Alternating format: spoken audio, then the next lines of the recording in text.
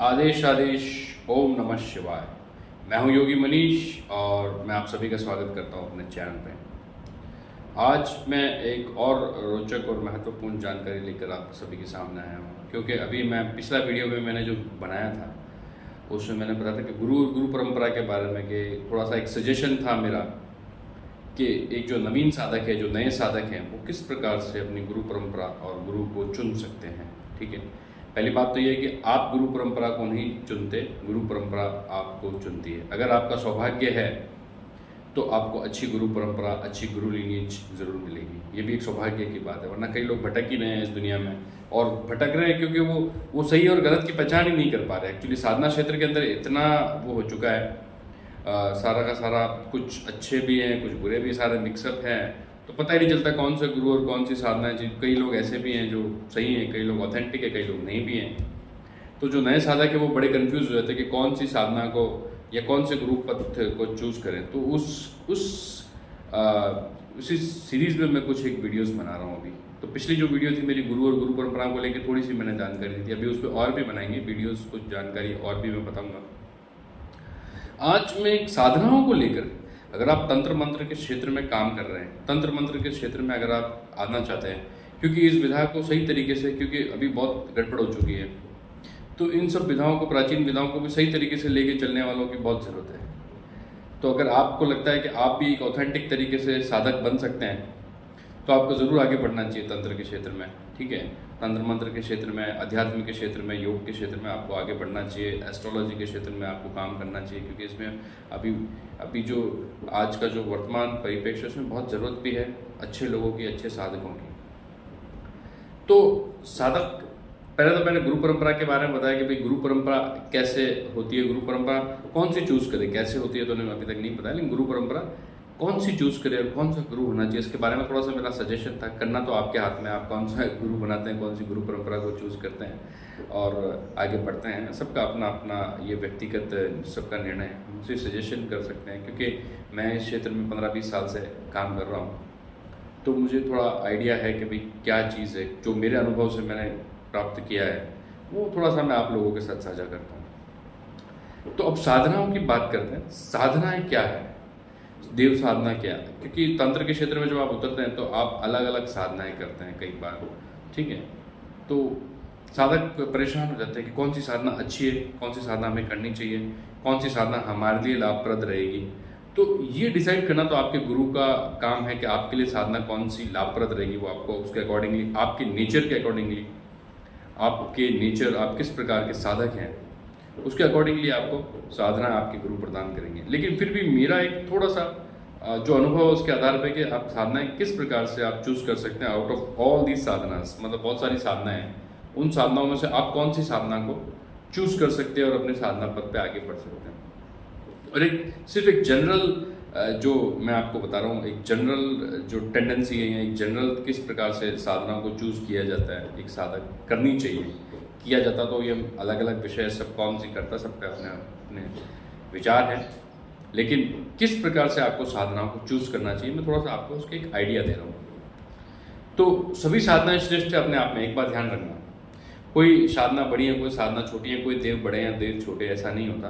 क्योंकि जो बड़े देव हैं वो भी उसी तरीके से काम करते हैं, और छोटे देव जब काम करते हैं तो वो जो छोटी साधनाएं, जो इत्र योनि की साधनाएं कहलाती हैं, वो भी साधनाएं इस प्रकार से काम करती है कि वो बहुत ही छोटी लगती है। मतलब आपको देखने में छोटा लगता है कि छोटे देवता हैं तो भाई देवता के साथ चलने वाले सहचर हैं, इस तरीके से, लेकिन वो भी कई बार ऐसा काम कर देते हैं जो बहुत बहुत ही मुश्किल काम, मुश्किल से मुश्किल चीज़ों को आपकी हल कर देते हैं, मुश्किल से मुश्किल दौर से आपको निकाल के ले आते हैं और आपकी मदद करते हैं।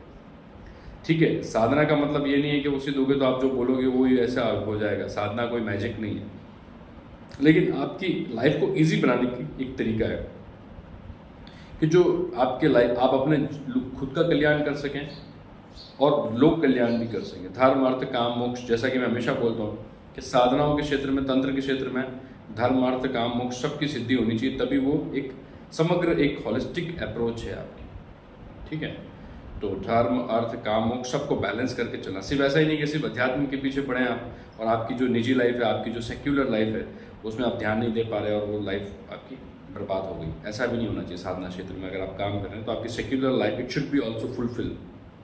ठीक है, और आपका आध्यात्मिक उन्नति भी होनी चाहिए। जब आप ऐसी साधनाएं करते हैं तो आप बैलेंस हैं। तो एक बैलेंस साधक बनने के लिए आपको क्या करना चाहिए, थोड़ा सा मैं आपको उसमें जानकारी दूँ।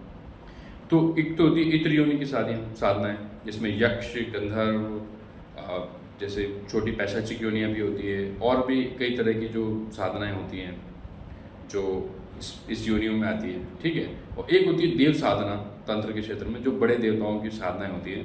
जैसे कि हम बड़े देवताओं में जैसे हनुमान जी, गणेश जी, भैरव बाबा, माँ भगवती की साधनाएं, ये जो साधना है ये उच्च कोटि की साधनाएं कहलाती हैं, ठीक है। अब ऐसा नहीं है कि जो निम्न कोटि की साधनाएं कहलाती है वो निम्न है, ऐसा नहीं है। ये सिर्फ एक हायरार्की है उन देवताओं की।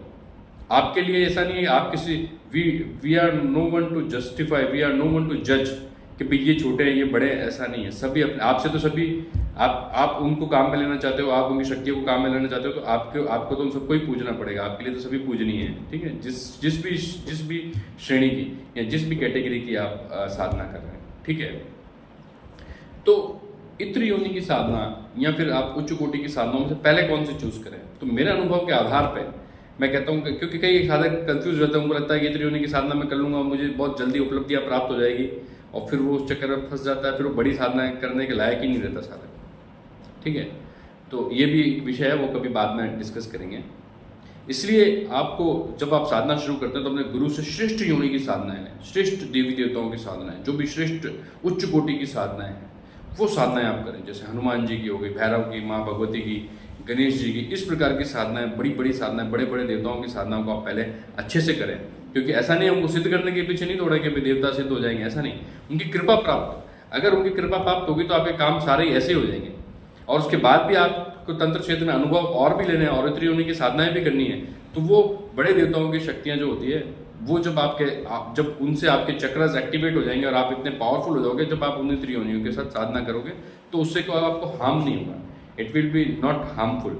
वरना क्या होता है, इत्र योनि की साधना को डायरेक्टली छेड़ोगे, आपकी ऊर्जा इतनी अच्छी नहीं है और आपने ऊर्जा को बनाया ही नहीं है किसी भी क्षेत्र में आपने, और फिर आपने अगर इत्र योनि की साधनाओं को करी तो वो आपके लिए दुखदायी हो सकती है, ठीक है। क्योंकि वो आखिर इत्र योनि की साधना है, क्योंकि बड़े देवी देवता आपको कभी कष्टप्रद साधनाएं नहीं होती, ये मेरा अपना अनुभव है। लोग तो आपको बड़े देवता भैरव जी से भी लोग बहुत डराते हैं, तो मैं उस विषय में आपको अभी नहीं बोलूँगा कि क्या होता है कैसे होता है, लेकिन लोग आपको डराएंगे भैरव जी की साधना, हनुमान जी की साधना, इसमें डरने की कोई बात नहीं होती। मैंने सब साधनाएं की है, भैरव जी की, हनुमान जी की, गणेश जी की, तांत्रिक गणेश जी की, सब प्रकार के स्वरूप की, माँ भगवती की कई साधनाएं करी है, तो उग्र से उग्र साधनाएं भी मैंने करी है। तो ऐसा नहीं है, क्योंकि वो देवता है, उनका काम सिर्फ देना है, उच्च कोटि के देवी देवता है, उनका काम सिर्फ देना है, तो वो आपको उसमें आपको कभी भी ऐसा कुछ नुकसान नहीं होता। हाँ ठीक है, थोड़ी सावधानीपूर्वक साधना करनी चाहिए, जो नियम है उसका पालन करना चाहिए। नियम का पालन नहीं करोगे तो आपको उसका रिजल्ट वैसा नहीं मिलेगा जैसा रिजल्ट मिलना चाहिए, इसलिए नियम बनाए गए। नियम इसलिए नहीं बनाए गए कि अगर आप नियम को फॉलो नहीं करोगे तो देवी देवता आपको दंडित करेंगे, आपको नुकसान पहुंचाएंगे, ये बहुत बड़ा मिथ है, इसको आप समझें।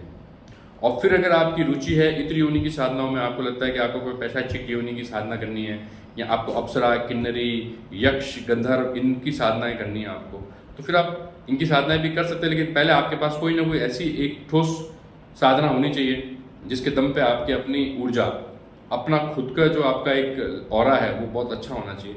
उसके बाद आप ये साधनाएं करोगे तो आपको थोड़ी आसानी रहेगी, आपको परेशानी कम रहेगी। वरना ये साधनाएं जो इत्र योनि की साधनाएं होती हैं, इनको करके इंसान परेशान भी होता है कई बार, ठीक है। और इसके अंदर और भी कई चीज़ें, बड़ी साधनाओं जो है वो आपको आपके मोक्ष के रास्ते में बाधा नहीं होती, पर छोटी साधनाएं, ये भी छोटी साधनाएं करने से, छोटी साधनाएं मतलब कि इत्र योनि की साधनाएं करने से आपको कभी कभी कष्टप्रद भी हो सकता है और आपके मोक्ष के रास्ते में भी बाधा हो सकती है, क्योंकि फिर सिद्धियां होगी, सिद्धियों का आप यूज़ करेंगे, साइकिक पावर्स को आप यूज़ करेंगे।